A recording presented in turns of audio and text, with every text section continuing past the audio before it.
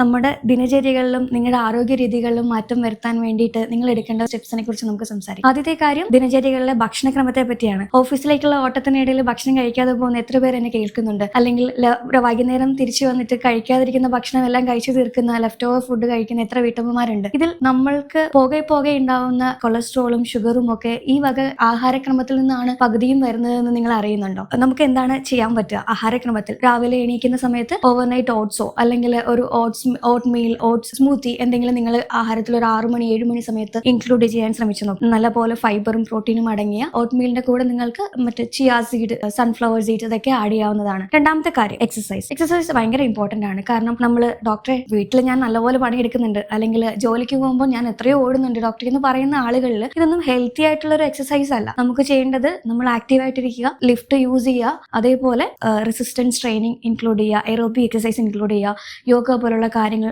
Include ചെയ്യുക. WHO പറയുന്നത് ഒരു 150 മിനിറ്റ്സ് വീക്ക്ലി ചെയ്യണമെന്നാണ്. അതിൽ അരമണിക്കൂർ നിങ്ങൾക്ക് വേണ്ടി മാറ്റി വെക്കാൻ പറ്റിയില്ലെങ്കിൽ പിന്നെ നമ്മൾ എന്തിനാണ് 24 മണിക്കൂർ നമ്മുടെ കയ്യിൽ കിട്ടിയിരിക്കുന്നത്? നമ്മൾ വെയിറ്റ് ട്രെയിനിങ് ചെയ്യുന്നതിന് ഇമ്പോർട്ടൻസ് എന്താണെന്ന് വെച്ചാൽ നമ്മൾ വർഷം നമ്മുടെ ബോഡിയിൽ മസിൽ മാസ് കുറയും. അത് സാർക്കോപീനിയ എന്ന് പറയും. അതിനെ റിഗെയിൻ ചെയ്യണമെങ്കിൽ നമ്മൾ വെയിറ്റ് ലിഫ്റ്റിംഗ് തന്നെ വേണം. നമ്മൾ മറ്റേ ഒരുപാട് മസിൽ വരും അങ്ങനെയൊന്നും അല്ല. ഫീമെയിൽ ബോഡിയിൽ നമ്മൾ ലീൻ മസിൽ മാസ് വേണം. അതിന്റെ കൂടെ ഒരു ബോൺ നമ്മൾ സ്ട്രെങ്ത് ഒക്കെ ആവണമെങ്കിൽ വെയിറ്റ് ട്രെയിനിങ്ങും അതിന്റെ കൂടെ ചെറിയ രീതിയിൽ കാർഡിയോയും ഒക്കെ ചെയ്തു പോകണം. അടുത്തത് സപ്ലിമെന്റ്സ് ആണ്. സപ്ലിമെന്റ്സിൽ 30 കഴിഞ്ഞ് 90s കിഡ്സിന് മുട്ടുവേദന എന്ന് പറഞ്ഞ് നമ്മൾ റീലുകൾ കാണാറുണ്ട് അല്ലേ? പക്ഷേ അതിൽ നമ്മൾ ശ്രദ്ധിക്കേണ്ട കാര്യങ്ങൾ, നമ്മൾ സപ്ലിമെന്റ്സ് സ്റ്റാർട്ട് ചെയ്യണം. ഒന്ന് vitamin D.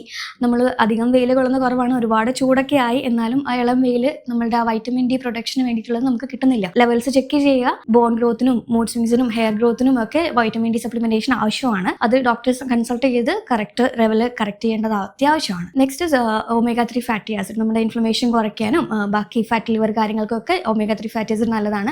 Next vitamin E, antioxidant ആണ്. ഫാറ്റ് ലിവറിനും നമ്മുടെ ഹോൾ ഹെയർ സ്കിന്നിനൊക്കെ വൈറ്റമിൻ ഇ അത്യാവശ്യമാണ്. പിന്നെ നമ്മൾ ഈ ആർത്തവത്തിലധികം ബ്ലഡ് ലോസ് ഉള്ള ആൾക്കാരിൽ അയൺ കറക്ഷൻ കൊടുക്കേണ്ടത് അത്യാവശ്യമാണ്.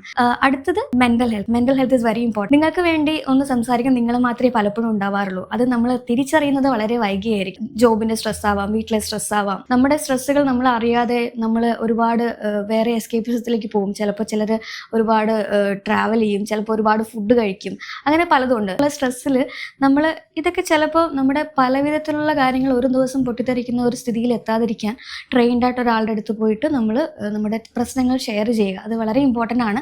അതേപോലെ മെൽ റോബിൻസ് ഒക്കെ പറയുന്നത് പോലെ no one is coming to push you, no one is coming to tell you exercise. അതേപോലെ നമ്മളെ പൊക്കിയെടുത്ത് നടന്നേ പറ്റൂ. At the end of the day നമ്മൾ മാത്രമേ ഉണ്ടാവുള്ളൂ. അതുകൊണ്ട് ഈ പറഞ്ഞ എല്ലാ കാര്യങ്ങളും പ്രാവർത്തികമാക്കുമെന്ന് ഞാൻ വിശ്വസിക്കുന്നു. Thank you.